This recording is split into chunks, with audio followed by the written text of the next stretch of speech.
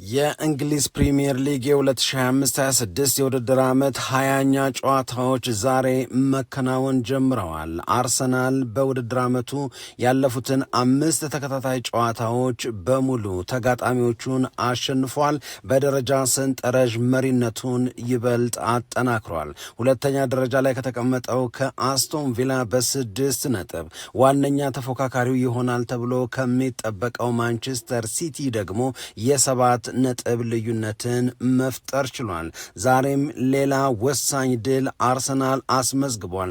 በርንመዝን 3-2 በሆነ ውጤት በማሸነፍ ዴክላን ራይስ በእግር ኳስ ተጫዋችነት ሕይወቱ ለመጀመሪያ ጊዜ በአንድ የእንግሊዝ ፕሪሚየር ሊግ ጨዋታ 2 ጎሎችን ያስቆጠረበት ድንቅ ምሽት ያሳለፈበት ጊዜ ነበር። ዛሬ በበርንመዝ ሜዳ አርሰናል 3-2 በሆነ ውጤት ሲያሸንፍ ዴክላን ራይስ የጨዋታው ኮከብ የተባለበትን ትልቅ እንቅስቃሴ ውጤታማ አጨዋወትን አሳይቷል። በዛሬው ጨዋታ ላይ አርሰናል የተሳሳታቸው ስህተቶች፣ አርሰናል ጥንካሬውን ያሳየባቸው ክስተቶችም ነበሩ። ሌላ ወሳኝ ድል እንደገና መሪነትን ያጠናከረበትን መልካም አጋጣሚ አርሰናል ማሳካት ችሏል። በዚህ በአርሰናልና በበርንመዝ የዛሬ ምሽት ጨዋታ ዙሪያ የተወሰኑ ነጥቦችን እናነሳለን። ሰላም ጤና ይስጥልን፣ እንደምናላችሁ የተከበራችሁና የተወደዳችሁ የሸገር ስፖርት ዊዝ አበበ ግደይ የዩቲዩብ ቻናል ቤተሰቦቻችን በያላችሁበት እጅግ አስደሳች ጊዜን እያሳለፋችሁ እንደሆነ ተስፋ እናደርጋለን። መልካሙን ሁሉ ለናንተ እንመኛለን። ታዲያ ይህንን ሸገር ስፖርት ዊዝ አበበ ግደይ የሚለውን የእኛን የዩቲዩብ ቻናል ሰብስክራይብ አድርጉ፣ የደውል ምልክቱን ተጫኑ፣ ሊንኩን ለሌሎች አጋሩና በተከታዮች ቁጥር እንድንበዛ የምንሰራቸው ፕሮግራሞችም ብዙ ሰዎች ጋር መድረስ እንዲችል ማገዛችሁን ቀጥሉ። እስካሁን ላበረታችሁን አቅም፣ ጉልበት፣ ድጋፍ ለሰጣችሁን በሙሉ እጅግ የላቀ ምስጋናችን ይድረሳችሁ እንላለን። ከልብም እናመሰግናለን። ሌላ ጥሩ ቀን ለአርሰናል። አርሰናል የእንግሊዝ ፕሪሚየር ሊግን ዋንጫ ከ22 ዓመታት በኋላ ለማሸነፍ ተግቶ እየሰራ እስካሁን ባለው ሂደትም እየተሳካለት ይገኛል። የአርሰናል ተጫዋቾች፣ የአርሰናል ደጋፊዎች፣ አሰልጣኞቹ ይህንን የውድድር ዓመት ማባከን በጭራሽ አይፈልጉም። በእያንዳንዳቸው ተጫዋቾች ይህ ጠንካራ ፍላጎት እንዳለ ከእንቅስቃሴያቸው ማስተዋል ይቻላል። በእርግጥ ከዚህ በኋላ በሚኖሩት የእንግሊዝ ፕሪሚየር ሊግ ጨዋታዎች ይላሉ የእግር ኳስ ትንታኔ ባለሙያዎች ከሚመጣው ውጤት ነው የበለጠ ትልቅ ቁም ነገር ያለው እንጂ ሜዳ ላይ የሚታየው እንቅስቃሴ በጨዋታ መብለጥ፣ ጨዋታውን ዶሚኔት ማድረግ በሚሉት ነገሮች ዋንጫን ለማንሳት ለሚፎካከሩ ክለቦች ያን ያህል ፋይዳ ትርጉም ላይኖረው ይችላል። ዘንድሮ አርሰናል ዋንጫ ለማንሳት በሚያደርገው ፉክክር ብቻ ሳይሆን በቀደሙት የውድድር ዓመታትም እንደዚህ ያሉ ዋንጫ የማንሳት ፍላጎት ያላቸው እድሉም የነበራቸው ለዛ ጠንክረው ይሰሩ የነበሩ ክለቦች በተወሰኑ ጨዋታዎች ላይ ተቸግረው ያሸንፋሉ። ለዋንጫ የሚፎካከሩ ክለቦች ተቸግረውም ቢሆን ማሸነፋቸው እንደ ትልቅ ቁም ነገር እና እንደ በቂ ሲወሰድላቸው ቆይቷል። ይሄ አስተያየት ለአርሰናል ብቻ ሲባል ዘንድሮ የሚነገር አይደለም። አምና ሊቨርፑል የፕሪሚየር ሊጉን ዋንጫ ሲያሸንፍ ተቸግሮ ያሸነፈባቸው ጨዋታዎች ነበሩ። ማንቸስተር ሲቲ ከአንድ ዓመት በፊት የፕሪሚየር ሊጉን ዋንጫ ሲያሸንፍ ተቸግሮ ድል ግን አድርጎ የወጣባቸው ጨዋታዎች አሉ። አርሰናልም እንዲህ ያሉ ውጤቶችን ሊያስመዘግብ ይችላል። ዋናው ቁም ነገር ከጨዋታው ሙሉ 3 ነጥብ ይዞ መውጣት ነው። ዋናው ቁም ነገር ግንቦት ላይ የፕሪሚየር ሊጉ ሻምፒዮን መሆን መቻል ነው ይላሉ የእግር ኳስ ትንታኔ ባለሙያዎች። ለማንኛውም የእንግሊዝ ፕሪሚየር ሊግ የሁለተኛ ዙር ጨዋታዎች መከናወን ጀምረዋል። አርሰናል የመጀመሪያውን ዙር የመጨረሻ ጨዋታዎች እንዳደረገው ሁሉም ተጋጣሚዎቹን በማሸነፍ 20ኛ ጨዋታውንም አጠናቋል።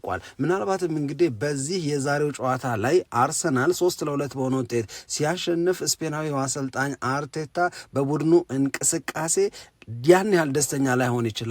የቀሩ የጎደሉ መስተካከል የሚገባቸው እንደ ክፍተት የሚታዩ ስህተት ተብለው ሊወሰዱ የሚችሉ ነገሮች ሊኖሩ ይችላሉ።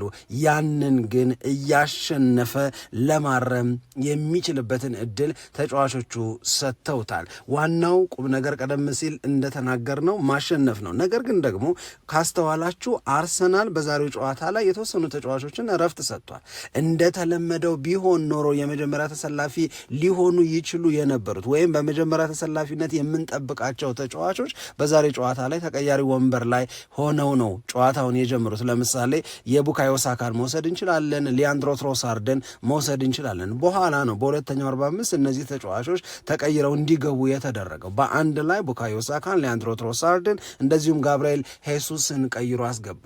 ስለዚህ ሮቴትም አድርጎ በጨዋታው ላይ የነበሩበትንም ክፍተቶች ጭምር ሞልቶ ግን 3 ነጥብ ይዞ መውጣት በአንድ በኩል ክሬዲት ያሰጣል። በሌላ በኩል ግን በመጪው ለምሳሌ ሐሙስ በሚደረገው የሊቨርፑልና የአርሰናል የኤምሬትስ ስቴዲየም ጨዋታ ላይ እንዲህ ያሉ ስህተቶችን እንዳይደግም አርሰናል ይጠበቅበታል። ግን ደግሞ ስህተት በሰራበት በተቸገረበት ስጋት ውስጥ በወደቀበትም ጨዋታ ሙሉ 3 ነጥብ ይዞ መውጣቱ ትልቅ ነገር ነው ይላሉ። ምክንያቱም አርሰናል ያለበት ጫና ቀላል አይደለም። ከ2003-2004 በኋላ ለመጀመሪያ ጊዜ የፕሪሚየር ሊጉን ዋንጫ እንዲያሸንፍ 22 ዓመት ታግሰው የጠበቁ ከዛሬ ነገ ይሳካል ይሆናል እናደርገዋለን እያሉ ተስፋ ያደረጉ የአርሰናል ደጋፊዎች ዋንጫው ክብሩ እንደገና ሻምፒዮን መባሉ ይገባቸዋል፣ አብዝተውም ናፍቀዋል። ስለዚህ ዶሚኔት ያደረጉበት ፐርፎርማንስ ላይኖር ይችላል። ነገር ግን ከዚህ ጉጉታቸው ከዚህ ተስፋቸውና ሻምፒዮን የመባል ናፍቆታቸው ጋር የሚያገናኛቸው ሙሉ 3 ነጥብ የሚያስገኘው የድል ውጤት ዛሬም ተሳክቷል። አርሰናል እንግዲህ በተለይ በመጀመሪያው 45 ቤስት የሚባለውን ፐርፎርማንስ አሳይቷል ብለን ልንናገር አንችልም። ይልቁንም በዚህ ጨዋታ ላይ በተለይ በመጀመሪያው 45 ብዙ ጊዜ ስህተት ሲሰራ የማናውቀው ጋብርኤል ማግሃሌሽ ፍጹም ከሱ የማይጠበቅ ትልቅ ስህተትን ተሳሳተ። በነገራችን ላይ ጋብርኤል ማግሃሌሽ ከየካቲት 2023 በኋላ ለመጀመሪያ ጊዜ ይሄ ማለት በ2 ዓመት ውስጥ ለመጀመሪያ ጊዜ እሱ የሰራው ስህተት በቀጥታ ወደ ጎልነት ሲቀየር አየን። አሁን እንዲህ ያለውን ነገር ስንናገር ጋብርኤል ማግሃሌሽ የሰራውን ስህተት እንዴት ልንረዳው እንደምንችል ማሰብ ነው። በ2 ዓመት ውስጥ ለመጀመሪያ ጊዜ ስህተት ወደ ጎል የተቀየረ ስህተትን ጋብርኤል ማግሃሌሽ ሰራ። ስለዚህ ሰው መሆኑ ትዝ እንዲለን ያህል የመጣ ሰው መሆኑ ትዝ እንዲለን ያህል የተፈጠረ ነው። ነገር ግን አይታችሁ ከሆነ ኢቫኒልሰን ጎሉን ካስቆጠረ በኋላ ጋብርኤል ማግሃሌሽ ላይ ይታይ የነበረው የቁጭት ስሜት፣ ጋብርኤል ማግሃሌሽ ላይ ይታይ የነበረው የመካስ ነገሮችን የማስተካከል ስሜት፣ ፍላጎት በጣም የሚገርም ነበር። ለዛም ይመስለኛል ከ6 ደቂቃ በኋላ ራሱ ጋብርኤል ማግሃሌሽ ጎል አስቆጠረ፣ ካሰ፣ ነገሮች እንዲስተካከሉ አደረገ። በነገራችን ላይ ስህተት ከሰራ ስህተቱንም ካረመ በኋላ በመከላከሉም ይሁን በመምራት እንደዚሁም ደግሞ በቆሙ ኳሶችን ለመጠቀም በሚደረጉ ጥረቶች ላይ የነበረው አጠቃላይ እንቅስቃሴ ያንን የአርሰናል ደጋፊዎች የሚመኩበትን ጋብርኤል ማግሃሌሽን መልሶ የማየት መልሶ የማግኘት ነው። ጋብርኤል ማግሃሌሽ ሰው ነው፣ ስህተት ሊሰራ ይችላል። ነገር ግን ደግሞ ስህተቱ ለማረም ያደረገው ጥረትና ያንንም ደግሞ ማሳካት መቻሉ አርቴታ ከጨዋታው በኋላ እንደተናገረው በምሳሌ ነው የሚመራው ጋብርኤል ማግሃሌሽ ይላል። እንዲህ አድርጉ ብሎ እሱም አይፈጽመውን እሱም አያደርገውን ነገር የሚናገር ከቡድን ጓደኞቹ የሚጠይቅ አይደለም። እያደረገ ነው እናድርግ የሚለው እያደረገ እያሳየ ነው ሌሎቹ ያንኑ ነገር እንዲያደርጉ በዛው ፍላጎት በዛው የተሻለ አቅም ላይ እንዲመጡ ጥረት የሚያደርገው ይላል። ስለዚህ ይህንን ከግምቱ ስናስገባ ለጋብርኤል ማግሃሌሽ ለስህተቱ አሁን ምህረት ለማድረግ አይከብደንም ማለት ነው። ምክንያቱም ስህተቱን ክሷል። ምክንያቱም አርሰናል ጋብርኤል ማግሃሌሽ ከተሳሳተም በኋላ ባስቆጠራቸው ጎሎች 3-2 በሆነ ውጤት አሸንፎ ሙሉ ነጥቡን ይዞ ወጥቷል። በሌላ በኩል በዚህ ጨዋታ ላይ ሌሎች መደነቅ ያለባቸው ተጫዋቾች የሚመስሉኝ በተለይ ዴክላን ራይስ ነው። ዴክላን ራይስ እንግዲህ እስከ አሁን ድረስ በእንግሊዝ ፕሪሚየር ሊግ ወደ 200 ምናምን ጨዋታዎችን አድርጎ ሊሆን ይችላል። ከነዚህ ጨዋታዎች ውስጥ ለመጀመሪያ ጊዜ ነው በአንድ የፕሪሚየር ሊግ ጨዋታ 2 ጎሎችን ሲያስቆጠር ያየ ነው። እነዚህ የዴክላን ራይስ ጎሎች ደግሞ እጅግ በጣም ወሳኝ ነበሩ። ከጨዋታው በፊት ስለ ዴክላን ራይስ ምን ሲባል ነበር፣ እንዴት አይነት መረጃ ነበረ ሲወጣ የነበረው የሚለውን ማስታወስ ተገቢ ነው። ሁላችሁም እንደምታስታውሱት ከአስቶን ቪላ ጋር በተደረገው ጨዋታ ዴክላን ራይስ በጉልበት ጉዳት ምክንያት ጉልበቱ ላይ እብጠት ስለነበረ ከጨዋታው ውጪ እንዲሆን ተደርጓል። ከዛ በዛሬውም ጨዋታ ላይ ስለመሰለፍ አለመሰለፉ ማንም እርግጠኛ አልነበረም። ምክንያቱም በጋዜጣዊ መግለጫ ላይ አርቴታ ሲናገር የነበረው ማየት ይኖርብኛል፣ መጠበቅ ይኖርብኛል፣ ይግባ እርግጠኛ አይደለሁም፣ ዋናው ነገር የመጨረሻ ልምምዳችንን መስራታችን፣ ልምምዱን ከሰራን በኋላ የሕክምና ባለሙያዎቹ የሚነግሩንን ነገር ማክበር ይኖርብናል፣ ስለዚህ እርግጥም ልናገር አልችልም እያለ ነበር። ስለዚህ ዴክላን ራይስ በዚህ ጨዋታ ላይ ይገባል አይገባም ማንም እርግጠኛ አልነበረም። ነገር ግን መጨረሻ ላይ ባየነው አሰላለፍ ዴክላን ራይስ ወደ ሜዳ የመጀመሪያ ተሰላፊ ሆኖ ገባ፣ 2 ጎሎችን አገባ፣ የጨዋታው ኮከብ ሆነ። አርሰናል በጨዋታው ላይ ሙሉ 3 ነጥብ ይዞ እንዲወጣ አገዘ፣ ረዳ። ስለዚህ እንዲህ ያለው ነገር እንግዲህ ባለፈው ሳምንት የማርቲን ኦዴጋርድ የጋብርኤል ማግሃሌሽን ጉብዝና ስናነሳ ነበር። በዚህኛው ጨዋታ ላይ ደግሞ የዴክላን ራይስን ልዩነት የመፍጠር አቅም በዛ ሂደት ላይ ኦዴጋርድ አሁንም አሲስት አድርጓል። ባለፈው 3 ተከታታይ ጨዋታ ጎል አግብቷል፣ አሲስት አድርጓል። ዛሬም እንደገና አሲስት አድርጓል። ምንም እንኳን በሁለተኛው 45 ተቀይሮ እንዲወጣ ቢደረግም ለጥንቃቄ ሲባል ኦዴጋርድን አስወጥቶ ሜሪኖን አስገብቷል አርቴታ። ይሄንን ውሳኔውን ብዙዎች እንደ ከዚህ በፊቱ አልተቃወሙትም። ምክንያቱም ሜሪኖ ከገባ በኋላ የአርሰናልን የመከላከል አቅም ተጋላጭነት ለመቀነስ ያደርጋቸው የነበሩት ጥረቶች ክፉ ስላልነበሩ ወይም በመጥፎ ሊነሱ የሚችሉ ስላልነበሩ። ከዛ ውጭ ግን 2 ተጫዋቾችን እንደገና ማድነቅ ይኖርብናል። አንደኛው ኖኒ ማድዌኬ ነው። ኖኒ ማድዌኬ ጋብርኤል ማግሃሌሽ ላገባው የመጀመሪያ ጎል የሰራውን ስራ ያደረገውን ጥረት በጣም እስከ ጎሉ ቅርብ ድረስ የበርንመዝ ተጫዋቾች ላይ ብልጫ ወስዶ የሰራውን ስራ ያላደነቀ የእግር ኳስ ተንታኝ የለም፣ ያላደነቀ የእግር ኳስ ወዳጅ የለም። የሚገርም ነገር አድርጎ ነው ጋብርኤል ማግሃሌሽ ጎሉን እንዲያስቆጥር ነገሮች መልክ እንዲይዙ። እስከዛ ድረስ አስተውላችሁ ከሆነ በርንመዝ ጫና እየፈጠረ አርሰናል እየተቸገረ በተለይም ደግሞ የአርሰናልን የመሃል ክፍል በርንመዞች በረጅም ኳስ አልፈው በመሄድ በተደጋጋሚ አርሰናል ላይ ስጋት ለመፍጠር አደጋ ለመፍጠር የግብ ዕድሎችን ለመፍጠር የግብ ሙከራዎችን ሲያደርጉ ነበረ። ነገር ግን እድሜ ለኖኒ ማድዌኬ እድሜ ለጋብርኤል ማግሃሌሽ ጎል ከገባባቸው ከ6ኛው ደቂቃ በኋላ አርሰናሎች ጎል አስቆጠሩ። ነገሩን መልሰው ለማረጋጋት እድል አገኙ። ሁለተኛው 45 ላይ የበለጠ መሪ የሚያደርጋቸውን መሪነታቸውን የሚያሰፋውን አጋጣሚ ፈጠሩ። አንድ ኦዴጋርድ አሲስት አድርጎ ዴክላን ራይስ አገባ። ሌላ ደግሞ ተቀይሮ የገባው ቡካዮ ሳካ አሲስት አድርጎ አሁንም ዴክላን ራይስ ጎል አስቆጠረ። ስለዚህ አርሰናል እንደ በፊቱ ሙሉ በሙሉ ጨዋታውን ዶሚኔት አላደረገም። ለምሳሌ ካስቶን ቪላ ጋር በተደረገው ጨዋታ ሁለተኛው 45 ላይ ያየነውን አይነት ጥንካሬ አላየንበት ይሆናል። ነገር ግን እንደውም በቀደም ዕለት ማይካ ሪቻርድስ አንድ ነገር ሲናገር ነበር። በጣም ብዙ ሰዎች አርሰናልን ነርቨስ ከመሆን ከመረበሽ፣ ከመፍራት፣ ስጋት ውስጥ ከመግባት ጋር አያይዞ ስሙን በተደጋጋሚ ያነሳሉ አለ እና ለአለን ሺረር ጥያቄ ይጠይቀዋል። ራሱን ደግሞ ማይክ ሪቻርድስም የራሱን ኤክስፒሪየንስም ይናገራል። እኔ ከማንቸስተር ሲቲ ጋር የእንግሊዝ ፕሪሚየር ሊግን ዋንጫ አሸንፌያለሁ፣ አንተም የፕሪሚየር ሊግን ዋንጫ በልተሃል። እንደነዚህ ያሉ ዋንጫ ለማንሳት የሚደረጉ ጥረቶች ላይ ነርቨስ መሆን፣ መረበሽ አርሰናል ቤት ብቻ ያለ ችግር ተደርጎ መወሰድ የለበትም እያለ ማይክ ሪቻርድስና አለን ሺረር ሲያስረዱ ነበረ። እኔም ሲቲ ቤት እያለው እንረበሽ ነበር። መልበሻ ቤት ውስጥ ነገሮች እንዳይበላሹ በመጨነቅ እንመካከር ነበረ። ይሄ አርሰናል ቤት ያለ የአርሰናል ብቻ የሆነ የተለየ ባህሪ ተደርጎ መወሰድ የለበትም እያለ ይናገር ነበር። የእንግሊዝ ፕሪሚየር ሊግን ባለፉት 22 ዓመታት ሳያሸንፍ የቀረ ቡድን 22 ዓመት ዋንጫ አልበላም ተብሎ የሚወቀስ የሚተችና እንደማይችል የሚቆጠር ቡድን አሁንም እንደገና ልክ እንደባለፉት ዓመታት ለምሳሌ በ2022-23 በ2023-24 እንደነበረው አሁንም የእንግሊዝ ፕሪሚየር ሊግን የደረጃ ሰንጠረዥ መሪነት ይዞ አሳልፎ እንዳይሰጥ አርሰናል ቢሰጋ ቢጠነቀቅ ቢፈራ ይፈረዳሉ እያለ ነው የሚያስረዳው። ኦፍኮርስ መፍራት መስጋት የበዛ መጠንቀቅ የሜዳ ላይ እንቅስቃሴንና ውጤትን ካበላሸ ማስወቀሱ አይቀርም። ነገር ግን ደግሞ ይሄ አርሰናል ቤት ብቻ ያለ ሌሎች ሲያልፍም የማይነካካቸው አድርገን የምንወስደው ሀቅ አይደለም እያለ ሲናገር ነበረ ማይካ ሪቻርድስ። ስለዚህ እንዲህ ያሉ ስሜቶችን የአርሰናል ተጫዋቾች ላይ አሰልጣኙ ላይ ብናይ ካለባቸው ፕሬሸር አንጻር ካለባቸው ጫና አንጻር ሊወሰድ ይገባዋል ብሎ ነው የሚገልጸው።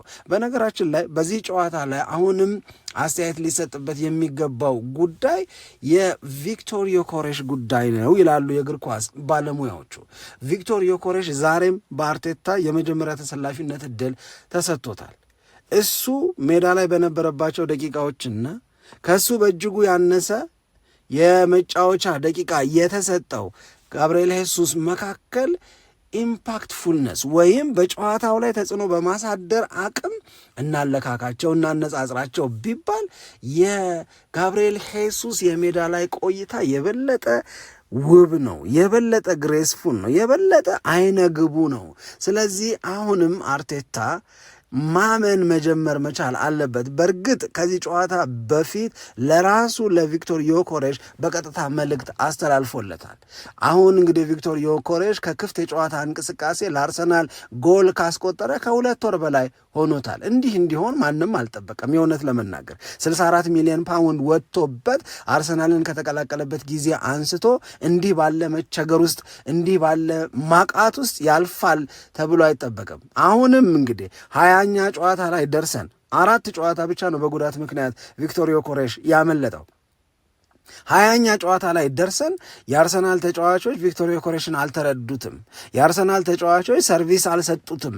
ቪክቶር ዮኬሬሽ ራሱን ከአርሰናል አጫዋት ጋር አዳፕት ማድረግ አለበት እያልን እንዲህ ያለውን ከለላ እየሰጠ ነው ለቪክቶር ዮኬሬሽ። ምን ያህል ነው ልንቀጥል የምንችለው የሚለው ጥያቄ መነሳት መቻል አለበት። የፕሪሚየር ሊጉ ድምቀት የሆኑ የቀድሞ የፊት መስመር ተጫዋቾች ከቪክቶር ዮኬሬሽ የሚያወጧቸው ክፍተቶች በቀደሙት ፕሮግራሞቻችን ላይ ስንናገራቸው ሀሳብ ስንሰጥባቸው የነበሩት ነገሮች አሁንም አርሰናል ሊሰራባቸው ሊያስተካክላቸው የሚገቡ ናቸው የሚለውን ማንሳት ይኖርብናል። አለበለዛ 67ኛ ደቂቃ ላይ ተቀይሮ የገባው ጋብርኤል ሄሱስ በበርንመዝ ተከላካዮች ላይ ይፈጥር የነበረው ጫና የአርሰናልን የፊት መስመር እንቅስቃሴ ይበልጥ ከማሳመር አንጻር ትልቅ ሚና ነበረው የሚለውን ነገር እናነሳለን። ከዛ ውጪ አርሰናል እንግዲህ እንደኔ የተጫዋቾች አጠቃቀሙ ላይ they were wise እንደዚሁም ደግሞ ቡካዮ ሳካንና አሁንም ቢሆን ቡካዮ ሳካ ባለፉት ጥቂት ጨዋታዎች ላይ የሚታዩበት መቀዛቀዝ እንደ በፊቱ አለመሆን ስላለ ዛሬ ለኖኒ ማዱዌኬ የመጀመሪያ ተሰላፊነትን እድል ሲሰጠው አርቴታ ወዝ ራይት። ለኔ አርቴታ በጣም ልክ ነበረ። ታስታውሱ ከሆነ የታህሳስ ወር የመጀመሪያ ጨዋታቸውንም ሲያደርጉ በቀይ መስመር በኩል ማድዌኬን ነበር ተጠቅሞ ታህሳስን የጀመረው። ያኔ ጨዋታ የነበረው ከብሬንትፎርድ ጋራ ነው። አሁን ዛሬ ደግሞ የጥር ወር የመጀመሪያ ጨዋታውን ሲያደርግ ቡካዮ ሳካን ተቀያሪ ወንበር አደረገ። እንደገና ደግሞ ኖኒ ማድዌኬን በተመሳሳይ የመጀመሪያ ተሰላፊነትን እድል ሰጠው። አሁን ኖኒ ማድዌኬ የአርሰናልን የቀይ መስመር የማጥቃት እንቅስቃሴ የሚመራበት በዛ ላይ የሚያደርገው እንቅስቃሴና የሱ የእንቅስቃሴ ባህሪ በዛው መስመር በኩል ቡካዮ ሳካ የማጥቃት እንቅስቃሴውን የሚያከናውንበት ባህሪ ፍጹም አንድ አይነት አይደለም፣ ይለያያል። ስለዚህ እንዲህ ያለ ቫሪዬሽን እንዲህ ያለ የተለያየ የማጥቃት እንቅስቃሴ የማጥቃት ጥረቶች መደረጋቸው አርሰናልን እና በአርሰናል በኩል በቀይ መስመር እንቅስቃሴ የሚደረጉ የማጥቃት ጥረቶችን ፕሬዲክት እንዳያደርጉ ተከላካዮቹ በጣም አቅም ይሰጣቸዋል፣ እድል ይሰጣቸዋል። ስለዚህ ፕሬዲክት አይደረግም። አርሰናል ኖኒ ማዱዌኬ የተለየ ባህሪ ያለው ነው፣ ሳካ የተለየ ያለ ባህሪ ነው። ስለዚህ ሳካም አሲስት አድርጓል፣ ኖኒ ማዱዌኬም የመጀመሪያው ጎል ሲገባ ትልቅ አስተዋጽኦ አድርጓል። ጨዋታው ላይ እንዲህ ያለውን አስተዋጽኦ ያደረጉበት መንገድ ግን የተለያየ ነው። የእውነት ለመናገር ኖኒ ማዱዌኬ ከዚህ የተሻለ እድል ይገባዋል። ቡካዮ ሳካ በቀደሙት የውድድር ዓመቶች ላይ የምናውቀውን ያንን ጎል የማስቆጠር አሲስት የማድረግ በጨዋታው ላይ ትልቅ ተጽዕኖ የማሳደር አቅሙን መልሶ ማግኘት መቻል አለበት። አለበለዛ እንዳለፉት ጥቂት ጨዋታዎች ላይ ፈዘዝ ያለውን ምነው እንደ ወትሮ አልሆነም የሚባለውን ቡካዮ ሳካን በኖኒ ማድዌኬ ለመተካት ያን ያህል ከባድ ውሳኔ ላይሆን ይችላል። ለማንኛውም የእውነት ለመናገር የውድድር ዓመቱ እየተጋጋለ የውድድር ዓመቱ አሁን ይበልጥ ወደፊት እየገፋ ሲመጣ አርሰናል እንደነዚህ ያሉ አስተማማኝ ድሎችን ማስመዝገብ ከቻለ ኮንፊደንስ ይጨምራል፣ የማመን ነገር በጣም ያድጋል። ይሄ ደግሞ ዋንጫውን ለማንሳት በሚደረገው ጥረት ላይ አርሰናልን ያግዛል ነው። ለዚህ ነው አሁን ከጨዋታው መጠናቀቅ በኋላ አብዛኞቹ ሚዲያዎች በዚህ ጉዳይ ላይ ሲጽፉ ለአርሰናል ይህ ድል ወሳኝ ነው ብለው እየጠቀሱ የሚገኙት። ሌላ ወሳኝ ድል፣ ሌላ ወሳኝ ቀን ለአርሰናል እንደሆነ መጠቀስ መቻል አለበት። ዴክላን ራይስ ዛሬ የአርሰናል ልዩነት ፈጣሪ ተጫዋች ነበረ። አርሰናል ሌላ ወሳኝ ድልን አስመዝግቦ የደረጃ ሰንጠረዡን በ6 ነጥብ ልዩነት እየመራ ነው። ነገ ቼልሲ ከማንቸስተር ሲቲ ጋር የሚያደርጉት ጨዋታ በማንቸስተር ሲቲ አሸናፊነት የሚጠናቀቅ ከሆነ የነጥብ ልዩነቱ ወደ 4 ይጠባል። ካልሆነ ግን አርሰናልን የበለጠ የልብ ልብ የሚሰጠው ሂደት ይቀጥላል ማለት ነው።